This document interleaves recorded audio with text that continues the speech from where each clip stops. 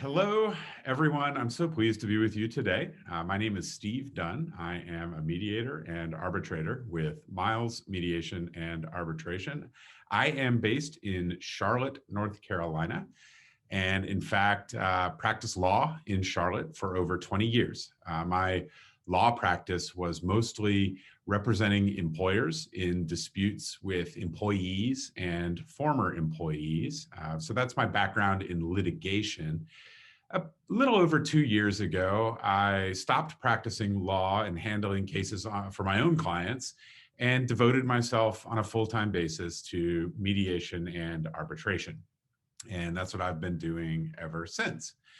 And we're here today to discuss brackets in mediation. My webinar is entitled Bracketology, Using Conditional Offers to Settle Your Case at Mediation. This is a subject that is near and dear to my heart. As a lawyer, I observed brackets being helpful in mediation.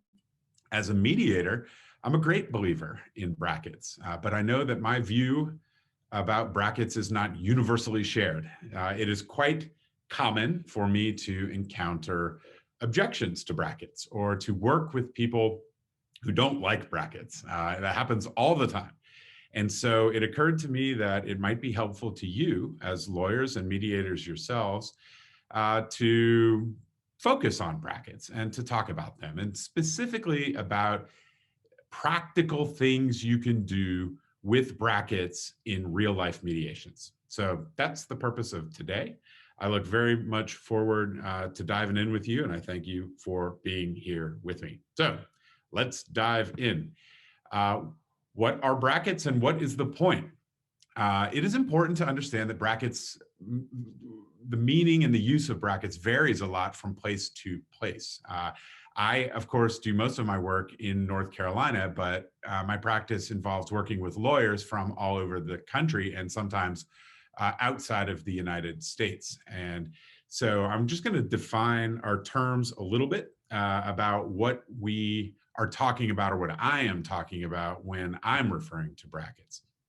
In its most basic form, a bracket is a range. It is an upper and lower bound within which we're talking about numbers.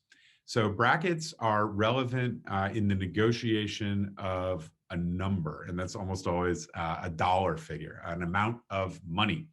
Money is rarely the only term at issue in a settlement negotiation, but it is almost always an important term. And when we use brackets in mediation, it is a way of talking about money. And generally, we describe a range with an upper and lower boundary, and everybody involved in that conversation understands that the point is that we're proposing that the actual settlement figure be within that range. Now, in different parts of the country, mediators use brackets in different ways. So, for example, there are some places in which it is customary for the parties to agree to a bracket before they arrive at mediation. They do a little negotiation before the negotiation. In other places, I haven't seen this myself, but I've been told that there are some places in which it is common for parties to express their proposals in the form of brackets, like to say, we propose to settle this case between $25,000 and $50,000. And then the other side responds in similar fashion. This is not the way that I'm accustomed to doing it. So I'm going to take you through what we're used to in my part of the world. But it is useful in this moment to remember that the reality is that whether or not you're a lawyer who likes brackets or embraces brackets, your negotiation is always in a bracket, right? So if the plaintiff has made its initial demand and the defendant has not yet responded, we might consider the bracket being the plaintiff's demand on their side and zero on the defendant's side. That is the bracket. And so it's helpful to remember that, because some of the techniques that we talk about and some of the ways that we look about midpoints can be relevant to you in your negotiation, whether or not you're expressly talking in terms of brackets and ranges. So what we're going to do today is talk about what brackets are, when is most helpful to bring them out, why we do it, and then the best part will be the latter part where we talk about specific techniques in mediation. What I'm talking about today with respect to brackets is a conditional offer, where you might say, I'm willing to go to this number, but only if you will agree to go to that number. All right. So, and if then I'll go to $100,000 if you will be at $150,000. And then the party that receives a bracket in that form can accept the bracket. And if they do, then that forms the bracket of the negotiation. The offeror is at 100 and the offeree is at 150, and they move forward from there. Sometimes lawyers hate brackets, and so they'll reject it, and they'll say, go back to the drawing board and give me what they call a real number. But I will point out to you that even if that happens, the party who received the bracket still knows the information that is contained in the bracket. So even if we don't get into a prolonged exchange of brackets, it can be useful to throw one out there. The offeree can respond with just a hard number of its own, or when we get into active bracketology, both sides can start trading brackets back and forth, sending ranges back and forth to each other. And that's when the magic starts to happen. This is the most impressive slide that you will see today, where I suggest that there are 3 stages of mediation: the beginning, the middle, and the end. It is most frequently the case that we get into brackets in the middle part of our mediation. Usually at the beginning, we're feeling each other out in ranges that are frankly unrealistic for settlement. Our plaintiffs tend to start out higher than the case is actually going to settle at, and our defendants tend to start out lower. But in the middle, when we need to get into the meat of the exchange of numbers back and forth, brackets can be useful for that.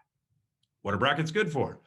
My favorite thing about brackets is that it changes the dynamic in the sense that it prompts the parties to just have a different conversation about numbers.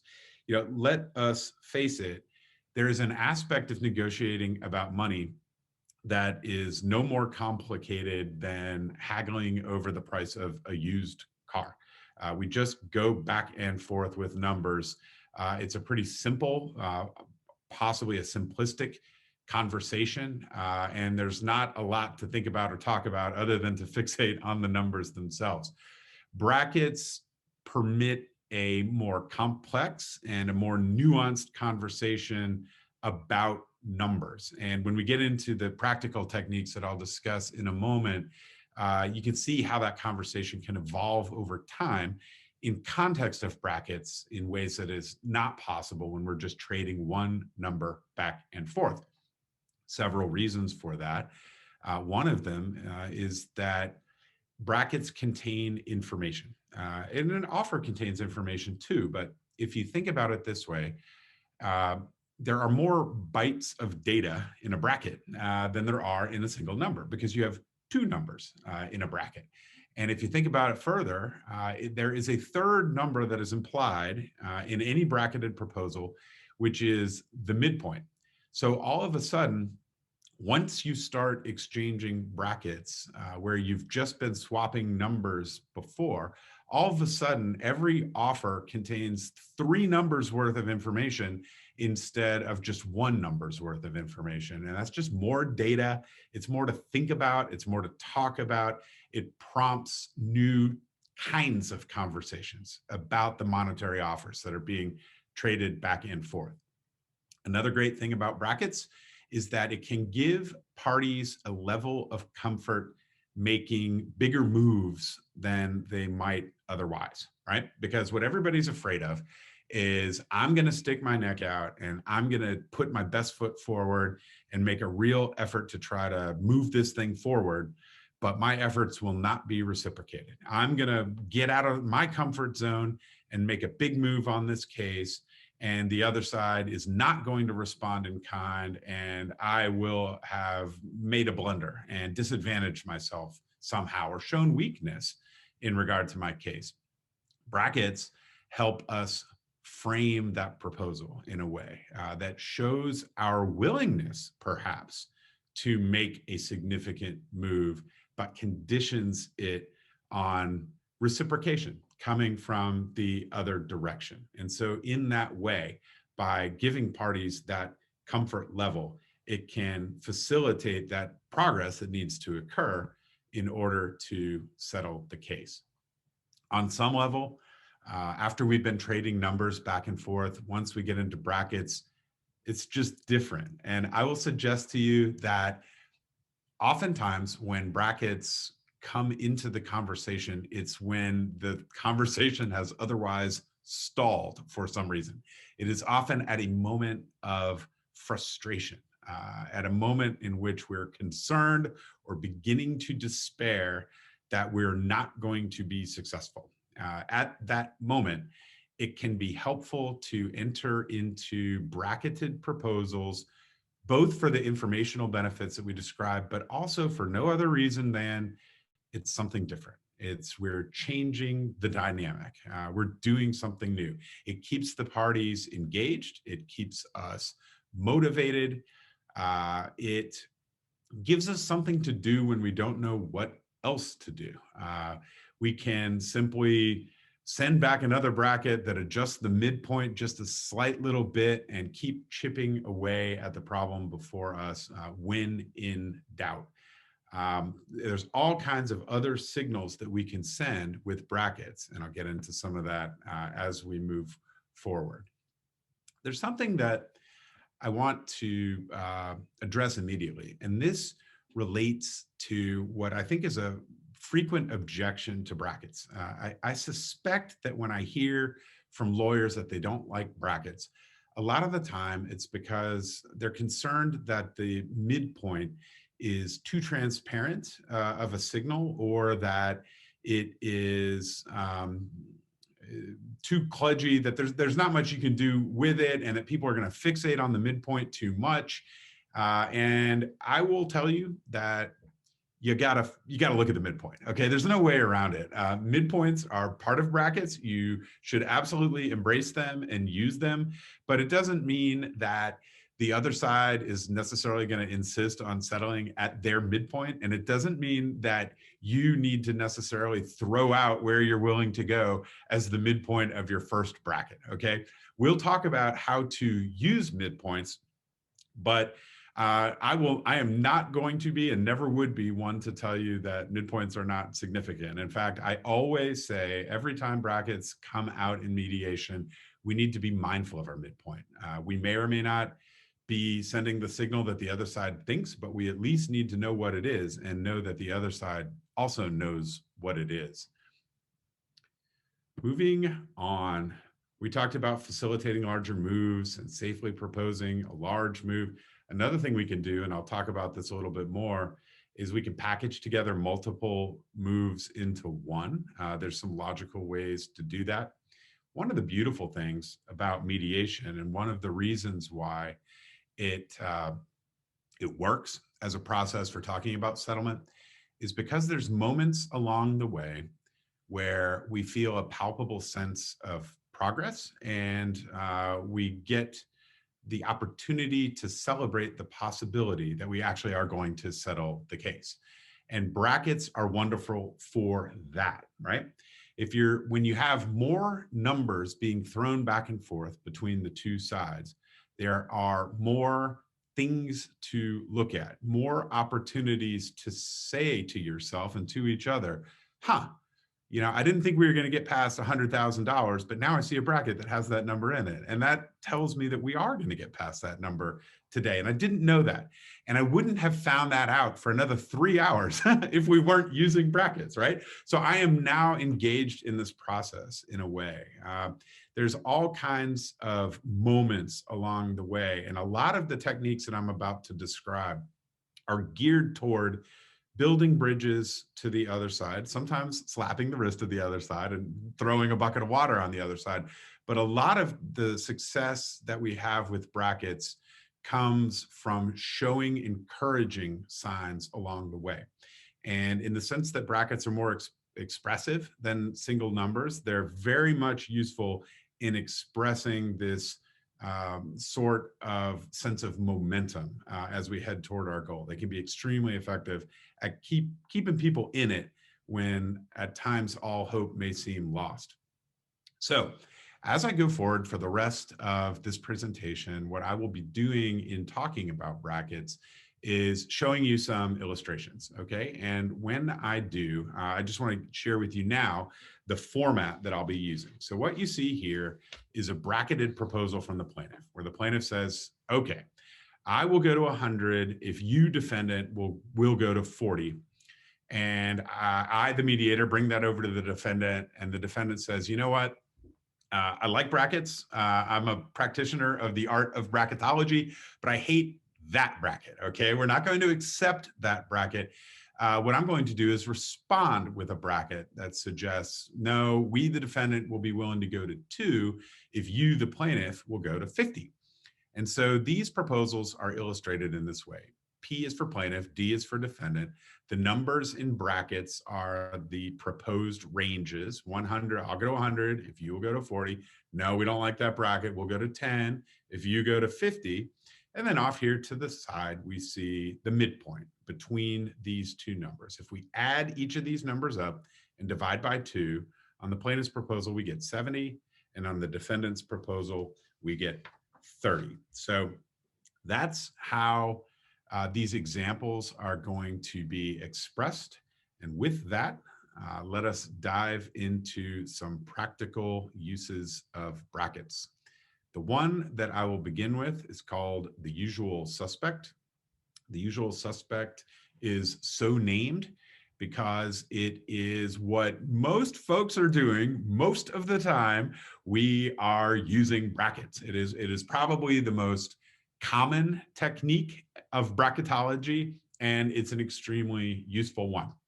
So what we do with the usual suspect is we admit to ourselves that the midpoint is significant, and we understand that it is a signal of sorts.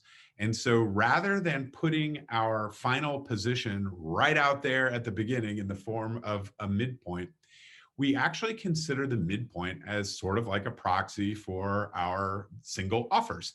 And so we start with a midpoint that's short of where we think we're ultimately willing to go, right?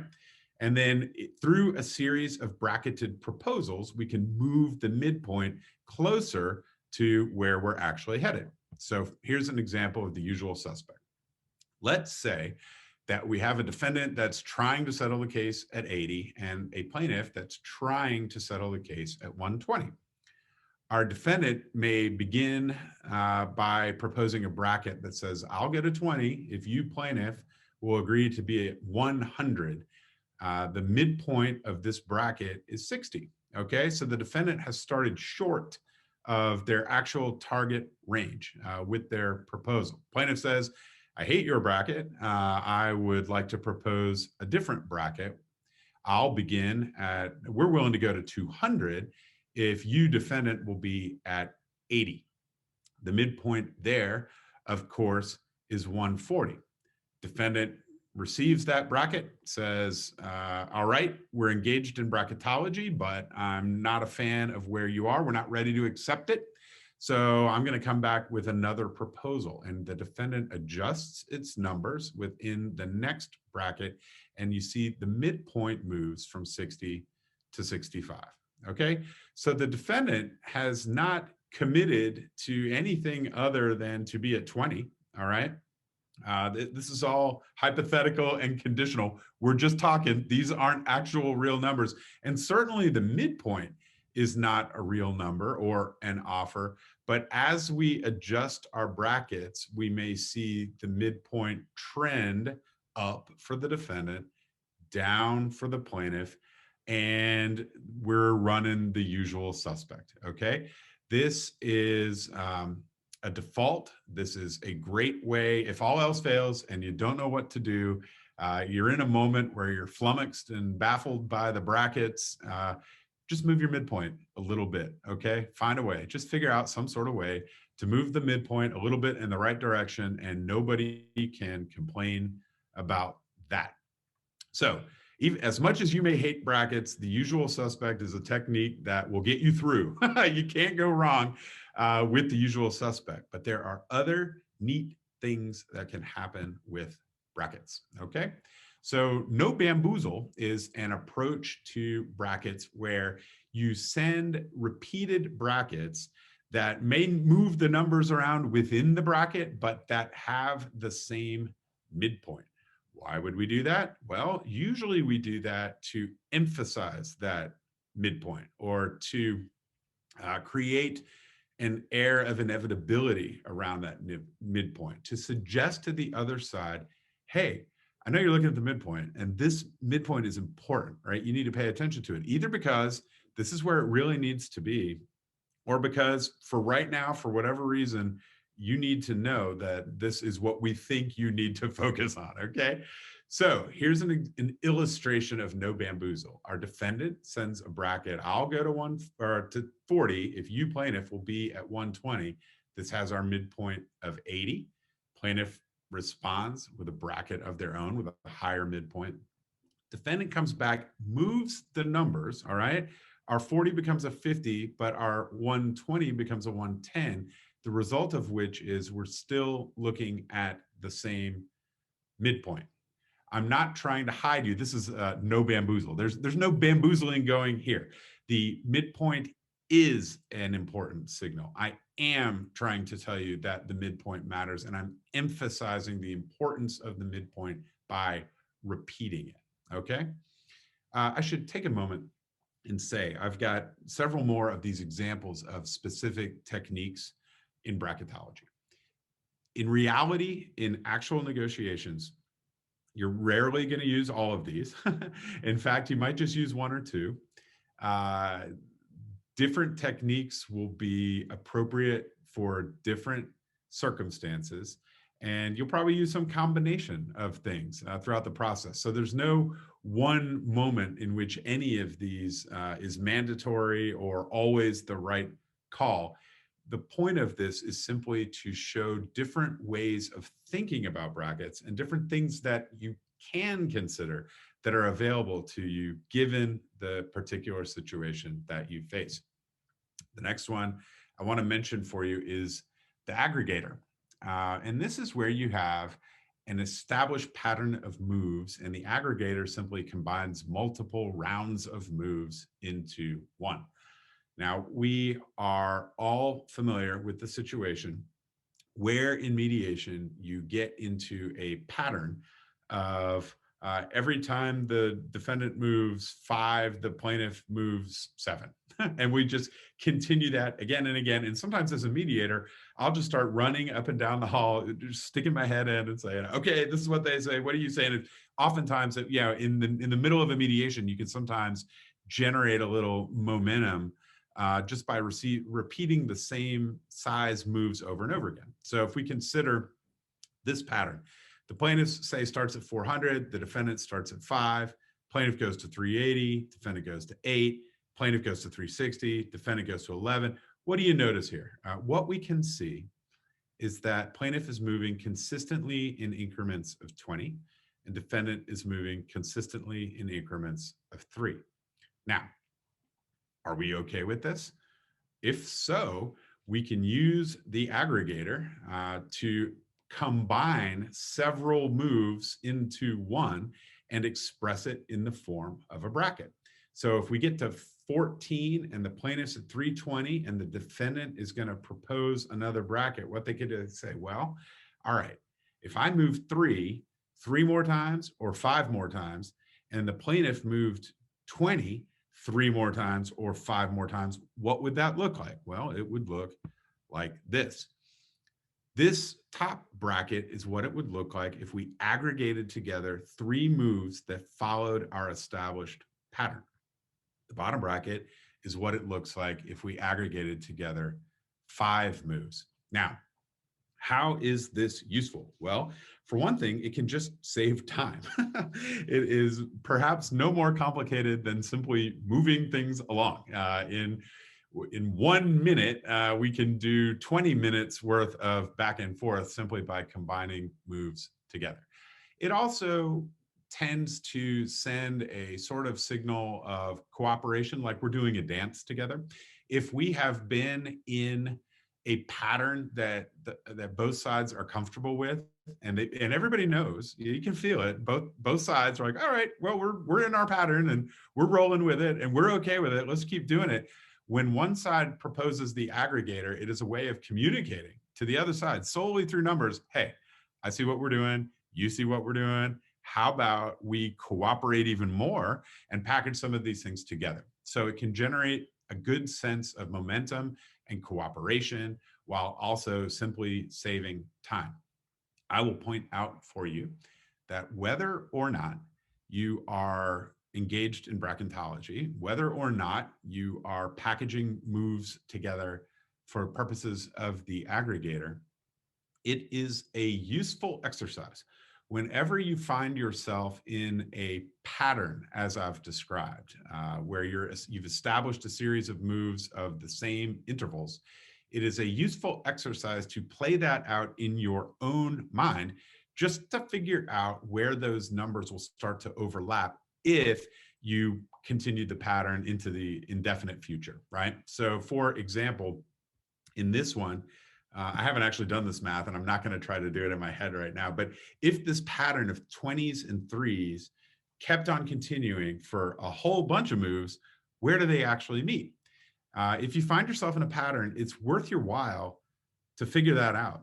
And that way you can know if it's okay with you to keep continuing that pattern. And if not, maybe what do you do next? You know, how do you adjust the size of your moves to reset the trajectory of the negotiation to get into your desired range? I'll tell you, as a mediator, as long as you can hang in there with that pattern, if everybody's good with how it's going, it's a great way to make progress toward our goal. And the aggregator is an effective way of doing that efficiently. All right. The rounder is one of my favorites. And this is just as simple as using a bracket that invokes a round number. Okay. So it is very often the case in mediation that we, as negotiators, fixate on round numbers. I will point out for you, and all of you know this, when we're negotiating back and forth, we almost never will say, you know, we'll propose 973, and the response is no, 12,655. You know, unless there's some particular math that justifies exact numbers down to the penny, we much more frequently express ourselves in multiples of $1,000 or $10,000 or $100,000 sometimes in big cases. And there's a lot of reasons for that, but it really just has to do with our natural tendency as humans to spot patterns and to gravitate toward round numbers. In negotiation and in mediation, round numbers are great because they give us those opportunities for celebration that I talked about before. Hey, you know, we didn't know if the defendant was going to get past $100,000 in this case, but they are, and they have. And, you know, you've been saying all day that if the plaintiff doesn't get under $300,000, then this whole exercise is a waste of time. Well, guess what? We are now under $300,000. Yay! Let's celebrate that and feel encouraged by that and know that we're making progress because of that. The rounder is a great way for us to signal our intentions in regard to round numbers sooner than we would have the opportunity to if we were just trading a single number at a time. So, for example, if a defendant is concerned that a plaintiff thinks the case needs to settle in a six-figure range, but the defendant knows that they're never going to get to that six-figure range, well, how do we know if it's even worth continuing this thing? Well, the plaintiff can use the rounder and send that signal directly. So in our example here, we have a defendant who proposes a bracket and says, I'll go to 100 if you'll go to 130. That's That 100 is a nice round number. This is a defendant saying, who knows where this defendant is in the actual exchange of real numbers, right? The defendant might be at 50 or 40, right? But here the defendant is saying, look, I can get to 100, okay? But I can't get to 100 if you're still going to be at $500,000. If I'm going to get to 100, you need to be at 130, right? I'm communicating to you, I can get there, but this is where you need to be in order for that to happen. And plaintiff, on its own part, can come back and say, listen, I can get below 150. I'm telling you that by sending you a bracket that that has that as that number. So the rounder can be a nice technique for you to use. I will point out that there's and now there's a tangent here that relates to when you're outside of the topic of brackets. The rounder can also be useful when you find yourself in a situation in which you're wondering if you're wasting your time. Okay, and sometimes this can be early in the mediation when we're very far apart and we've gotten our introductory posturing out of the way. Our plaintiff has begun the proceedings at a very high range, and the defendant has shown the strength of its convictions by responding with a very low number. And we're feeling each other out in that range, and we're concerned that the sides, by their early signals, are not likely to get where this thing needs to go in any kind of range, where this thing might actually get settled. One of the things that we can do, this has nothing to do with brackets, but it does have to do with round numbers. One of the things we can do if we're concerned about whether there's any point to continuing right out of the gate is to have a conversation about a round number and to send an offer, for example. Like, let's say we have a defendant who's willing to move to $10,000, but I could be the best mediator in the world. We could go until 2 o'clock in the morning and they're not going to pay $100,000 to settle the case. They're not even going to get close. What that defendant might decide to do is to make its offer of $10,000, but accompany that with a message. Hey, you plaintiff need to know, I'm concerned about where you are and what your moves are looking like so far. So I'm going to move to $10,000, but I'm also going to send a message. And that message is, in a million years, we're never getting to $100,000. And so if you are stuck above 6 figures, you need to know that, right? So you can make a decision about how to proceed. The plaintiff, when given this information, has a choice to make about where we go from here and whether we pack it up. If we keep going after that message has been sent, doesn't necessarily mean that the case isn't getting to $100,000. Okay, it does not always mean that, but what it does mean is that the plaintiff's got that information and is choosing to continue the process. So you can do that through brackets. You can send a round number in a bracket to let the other party know that they need to get there, or you can send a round number without a bracket, just as a talking point, to let the other party know that they have a choice about whether to proceed. So round number, just keep round numbers in mind. As mediators, those of you who are mediators, celebrate round numbers. Go ahead and just mark the occasion in some fashion. Put a positive spin on it. Even if the parties can transparently see through your enthusiasm, they still appreciate it anyway, because it means you're doing your job. Partial credit. This is where you don't accept the full bracket, but you take one of the numbers from the bracket and respond to that. Okay, so let me show you what I mean here. We have a defendant who proposes a bracket saying, hey, I'll go to 30 if you'll go to 80. Plaintiff responds and says, oh, your bracket is terrible, but we are willing to go to 160 if you will go to 60. So what defendant can do using partial credit is pick up that 60 and say, hey, I see you're 60 and I can get to 60. You want me to be at 60? That's fine, but I ain't going to be at 160. I'm going to be at 65 if I'm going to go to 60. And then plaintiff can pick up that number yet again, using partial credit, pick up that 60 again, and propose a bracket with 150 as the top number. And in that case, you see what the plaintiff has done is moved the plaintiff's midpoint. So what are we talking about here? we're sending information to each other. And there are a couple of things that are nice about partial credit and any other kind of bracketology that involves using the other guy's number, okay? One of the things that's nice about it is that you're agreeing on a common framework in a sense. It's a minor form of agreement that even if it doesn't advance the numbers a whole bunch, it's perceived, and it's an engagement. It's a positive reinforcement of what we're doing. Even if we're still miles apart on the numbers, we're talking to each other through these brackets. We're not just saying what we're saying, we're also saying, hey, I see what you're saying, and I'm responding to that. It's a way of numbers speaking more eloquently through brackets than a single number can do. You've heard me say that already a few times. So it's cool in that regard. And then the other thing that's really neat about it is that you can't always do it, okay? So sometimes the math doesn't work. Like you see the defendant here is saying, look, I can get to 60, but if I'm gonna be at 60, you need to be at 65.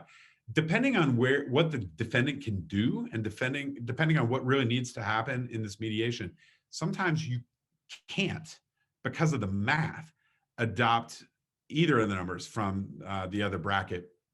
And so when you can, when we are talking about places that we can get to, it can be quite encouraging to throw that out as part of the process. It itself is a milestone that's worthy of celebration in the history of the negotiation. Like we're overlapping enough, we're close enough that we can start picking up each other's numbers and communicating about those. It's very much something that becomes more feasible as you're narrowing the gap. So that's partial credit. The rainbow is the next one that I will throw at you. And by the way, we're going to send you something. We may send you the PowerPoint. I have an article that will be coming out next week that will contain all the illustrations here. And so for those of you diligent souls who are furiously scribbling notes, I promise you, we will provide you with these materials. The rainbow is the technique similar to partial credit, but rather than picking up on one of our opponent's numbers, what we do is we pick up on one of the previous midpoints, okay? And then extend that as one of our numbers in our bracket. So that might be one of our own midpoints, or it might be one of our opponent's midpoints. So you see here, a defendant issues a bracket saying, hey, I will go to 50, Mr. Plaintiff, if you will go to 110, and we got a midpoint there of 80. Plaintiff can respond at some point and pick up that 80 and put that into the plaintiff's own bracket. Now, what does this do? Again, I talked about the importance of subtle engagement in the dance. You got a choice here. Plaintiff's got a choice. Plaintiff can choose to send a bracket that's got 75 here in this spot, or 85 in this spot, or any other number in the world, but plaintiff is choosing defendant's previous midpoint. And that choice communicates to the defendant that we're doing something here, all right? We're messaging each other through these numbers, and we're agreeing in a sense on these numbers. Not on how we're going to settle the case, but at least how we're going to talk about settling the case through these numbers. And that's got value. But the real value of the rainbow is that it leads to my very favorite thing, which is the double rainbow.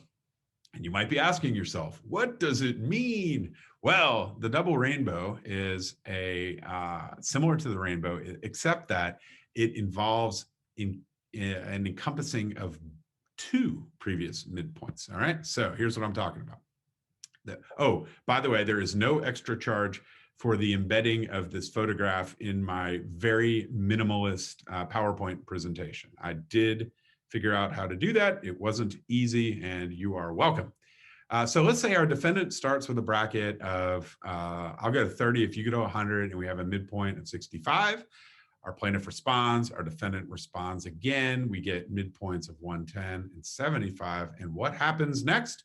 Our plaintiff runs the double rainbow and sends over a bracket incorporating the two previous midpoints. Now, I will tell you that when the double rainbow occurs, it is almost always a very positive development in the negotiation. This almost always means we've really gotten somewhere. It is very much an olive branch from one side to the other, an invitation to continue making the progress that it is a suggestion that we are really getting somewhere here. And I would like to invite you on the other side to participate in that by recognizing that I'm extending to you the double rainbow. It is usually a gesture that is very well received. It's not always possible. It doesn't always make sense, but if you can get there, I'd say 9 times out of 10, by the time this happens, the parties are kind of feeling like, okay, we're going to make a deal. Maybe we're going to be pulling teeth at the end over the last few dollars, but we're on our way. We're getting into some kind of a range. Getting real is a technique that I've seen work with wondrous results. Okay, so getting real, as anyone who has negotiated settlements using brackets knows, at some point, the way it usually goes is you trade numbers for a while at the beginning, and then you go through a process of brackets back and forth. And then at some point, usually somebody suggests that we just go back to what they call real numbers, that we just start exchanging hard, solid, single number offers again. Getting real is related to that, but what I suggest with this technique in specific, the number that you go back to can be anything.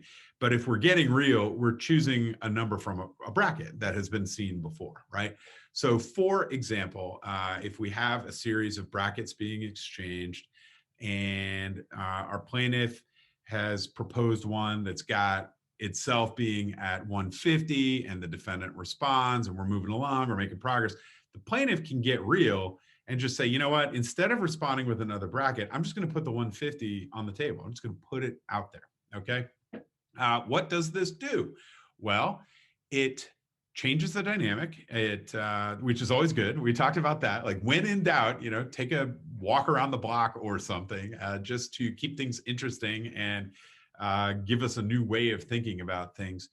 And we've got the informational benefit of exchanging brackets, right? So we've sent signals to each other and we've already got that, right?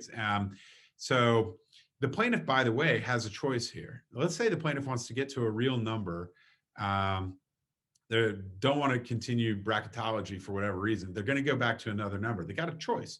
They can go back to a higher number than 150. But here the plaintiff, because all the numbers that have been exchanged within brackets are just conditional and none of those brackets have been accepted. So a lot of times what people do is say, well, we're just going to go back to where we were before we went into brackets, the last real numbers, and negotiate from there. It's fine. I'm not against that. I get it. People do it. You still have the informational benefit of having engaged in bracketology, but this is a different choice. This is a choice to go ahead and make the number from the bracket real. And you would be surprised. I guarantee you might be surprised at how often getting real and extending a real number that was previously in a bracket will generate a more favorable response from the other side than even the bracket that you proposed. Okay. It sounds crazy, but it really does happen. It doesn't always have to be this situation where it's the most recent bracket and then we get real at that number. This plaintiff might go 3 or 4 brackets up and get real with another number that's from a previous bracket. And a lot of times the parties just forgot what the previous brackets were, but they've gotten information. We've made progress in the negotiation. Now we have a real number in front of us. I'm responding to that number, and I respond with a number that's actually better than what the plaintiff asked for when they proposed it in the bracket before. It happens, and it helps us settle cases. So getting real is a wonderful thing. I'm a big fan of when it works, and there's really very little downside to it, because even if it doesn't move the numbers quite as dramatically as I've described, at least we're still changing the dynamic, and we're moving forward with the benefit of the information that we've just exchanged. Throwing down the gauntlet is the last of the specific techniques that I'll share with you. And this is this is one that sometimes we forget about. You can accept the bracket, okay? It's that we can do that, and sometimes we do. And usually when we do, it's at the end of an exchange of brackets. Usually the first bracket is not one that is accepted. But it's something that you absolutely can do.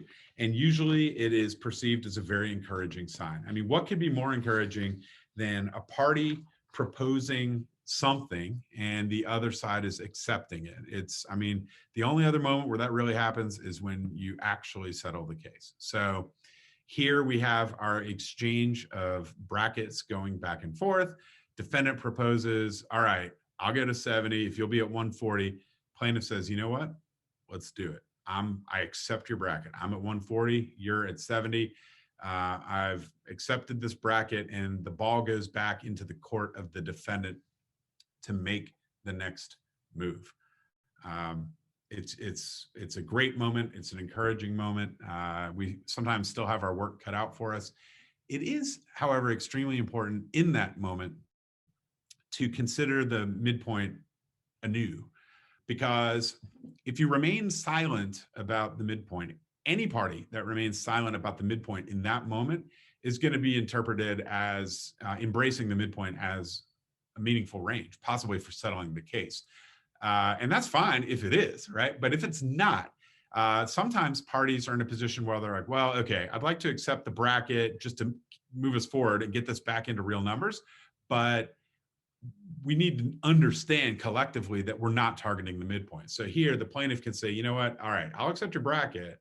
I'll be at 140 if you're at 70, but you better believe that we're not going to settle this case at 105.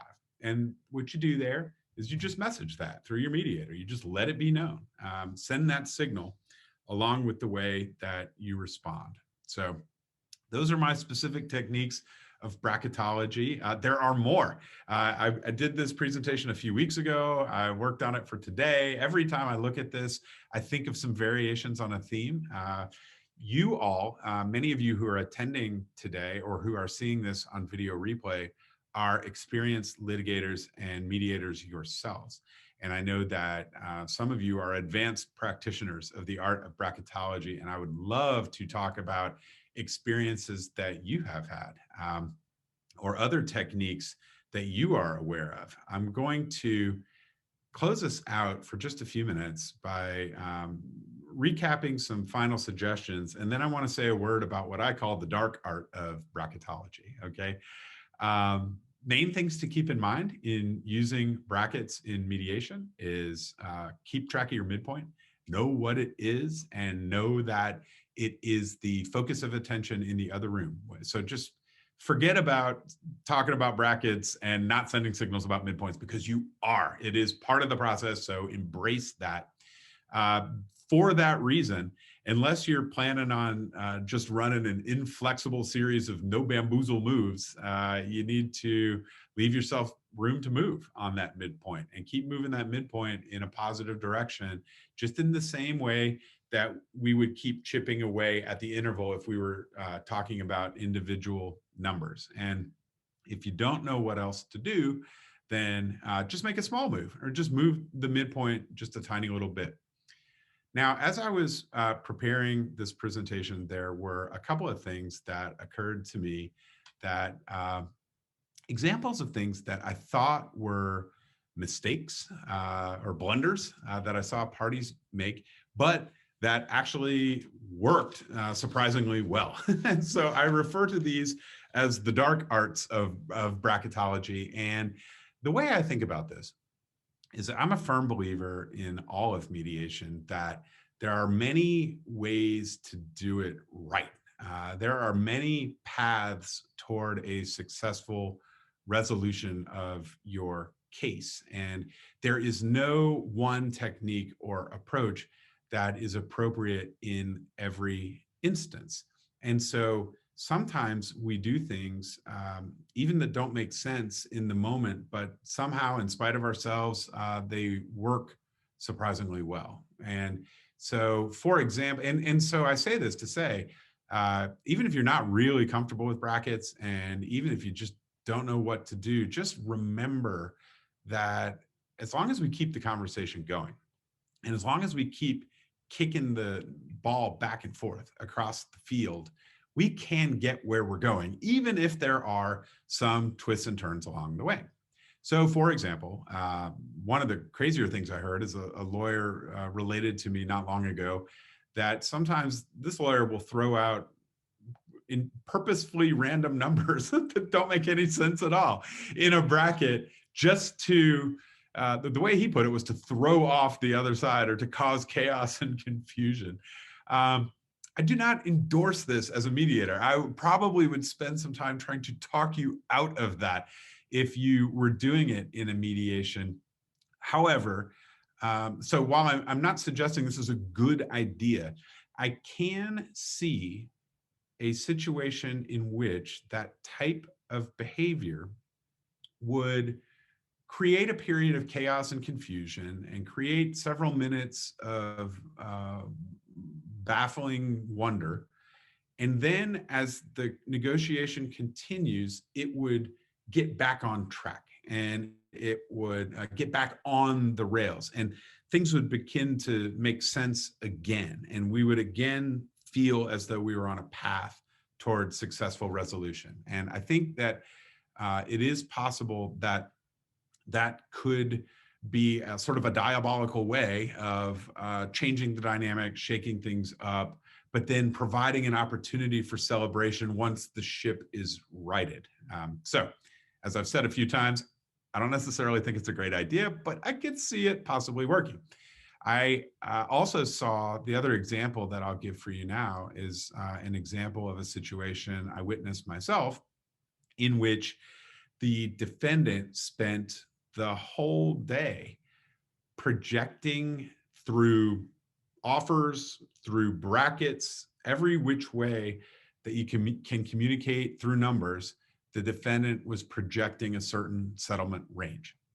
It was not what the plaintiff wanted to hear, but through the course of the process, the plaintiff eventually came around to a willingness to settle in that range. It was not easy. It took a long time, but eventually the plaintiff said, all right, well, if that's what it's going to be, I guess I can get there, get close to it.